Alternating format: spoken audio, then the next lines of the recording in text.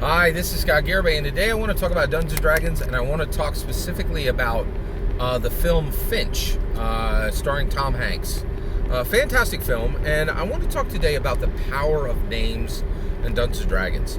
I think one of the major themes in Dungeons & Dragons is names, and so true name has been a spell in the game for a long time. It says if you know the true name of a thing, you have power over the thing. Well, I'm convinced that Dungeons & Dragons is a key. It's a key to unlocking the mysteries of humanity. It's essentially a powerful vessel that we use to delve deeper and deeper into humanity. And the more I think about humanity, the more I believe that names are absolutely critical, right? So Finch, the film Finch, actually highlights this in a very special way, and I wanted to talk about it in the context of Dungeons & Dragons. So in Dungeons & Dragons, first of all, right now, as humans, there is a lot of discussion of artificial intelligence, right? And I think that's the best way. A lot of people don't want to use that term. Machine learning has been brought up.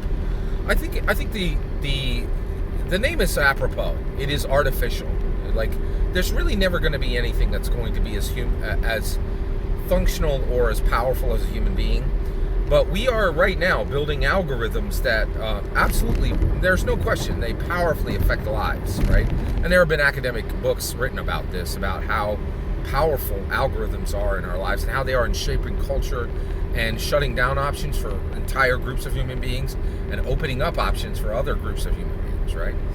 So we think about artificial intelligences. And so we as humans are creating these things that are simulacrum. They are like golems. They look like moving and functioning beings, right? And they might not even have a corporeal body, or they might have a corporeal body. But the movie Finch is about Finch. Oh, by the way, spoilers for the movie Finch. The movie Finch is about Tom Hanks is a scientist in this film, and he has a dog that he cares very deeply for. And he's in an apocalyptic world, and he creates this robot called Finch. And he creates the robot for one purpose. He creates the robot to take care of the dog when he dies, right? The dog's maybe like 3 years old, and it's going to live probably 9 to 12 more years, right? So if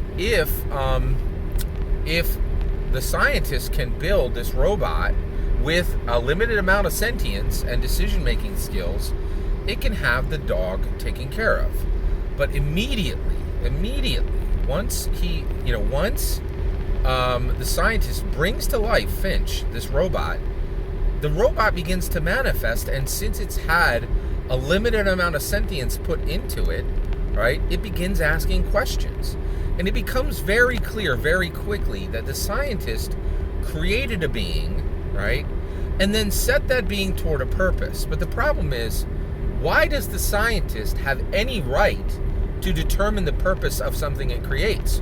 Why can't the thing that he creates set its own purpose? And of course, this is a huge question because we were created, right? Like, and you could say, well, we weren't created, and there's a big question right there, right? So if you weren't created, you probably don't really have a purpose, right? You're just going to turn into dirt when you die, and you're done, right? So if you don't believe you were created, what purpose do you have? Right? Like you came from dirt, and you're going to go to dirt, and nothing you do is going to matter, right? Like, if you don't believe you have a creator, what's the point? You're just something fate plopped out, right? Like, but if you believe that you have a creator, then there's a discussion, right? Like, what purpose did the creator set for you, and did the creator have a right to set that purpose for you, right? So one of the things that, and this gets manifested in a lot of ways in the movie Finch, right? And the reason why we're talking about this in context of Dungeons & Dragons is when you hit high levels, you can create life in a whole lot of ways. Clone. You're going to create a clone, right? So you're going to clone yourself, and now there's a being who's you but doesn't have your soul. Well, what if somebody puts a soul in that? There's lots of ways to do that in Dungeons & Dragons, right? Or what if you're an artificer and you manifest like life just like the Warforged? You're creating life. The other thing is you summon things, right? What happens to a familiar, a paladin's mount, a ranger's companion, when that player character dies, they've been summoned to this material plane. When they don't return, right, to that other plane, what is their purpose? Why are they here? Who's going to care for them, right? So there are multitudes of ways in Dungeons & Dragons in which we create life. But the moment we create life, we summon life, we bring forth life, we craft life, we wrought, we bring, we bring life forth, right? Like a shipwright has wrought a ship, right? What if you have wrought life, right? Formed it into shape and given it sentience? And there's multiple ways to do this in Dungeons & Dragons. The moment you are a creator, there are questions that are on you, right? And so in the movie Finch, Finch, the robot, says to his creator, "What is my name? What is my name?" The dog has a name. You have a name. What is my name? Right? And you know what Finch says? Because he's a crap creator, right? He says, "You don't need a name." What? What are you saying? Yes, he needs a name, right? Like, he's talking to you. He's asking questions. He's making statements. He's emoting. He clearly needs a name, right? And so he says, "I think my name should be William Shakespeare," right? And the creator rejects the name and says, "There's already a William Shakespeare." No, there isn't. William Shakespeare is dead, right? So why couldn't this living being take William Shakespeare? They could take his name, right?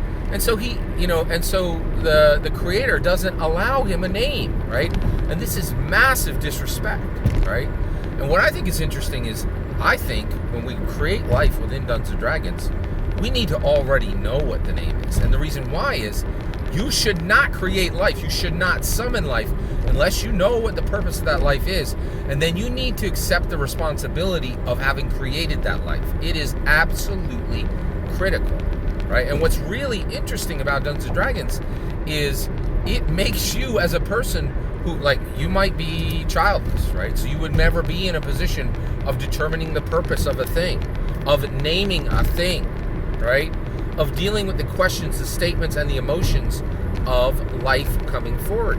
But Dungeons & Dragons puts that on you. It gives you those questions. It gives you those responsibilities. It gives you those obligations in an abstraction, right? Abstraction to action to assertion, right? And so I really think we need to understand this. I don't think we're done with naming. I really don't think we're done with naming in our culture. And I think where we're heading, right, is we're heading to a point where what I think should happen is a parent should give a name to someone, and that name should be honored in America, in American culture.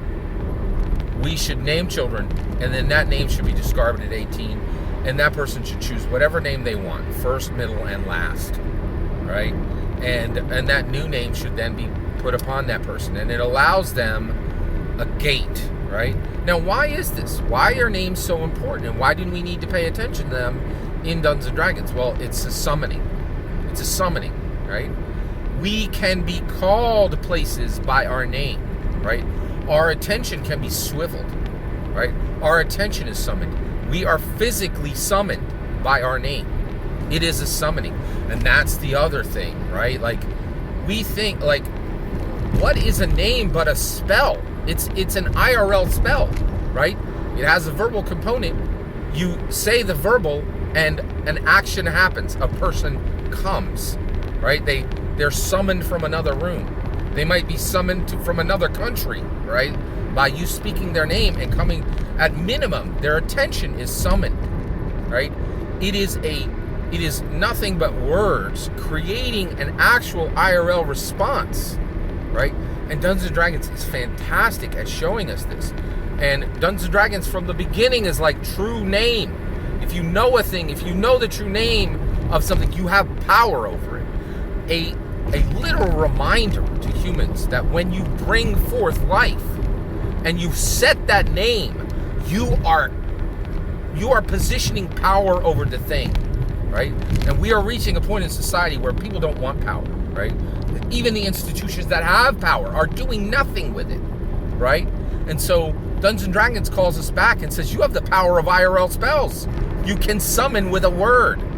Understand the power you have. And your understanding begins here in Dungeons & Dragons and extends to the IRL. All that is my opinion. I'd love to hear your opinion. Let me know in the comments. All that is my humble opinion. and I'd love to hear your humble opinion. Let me know in the comments below. Please consider liking and subscribing, and have a wonderful millennium.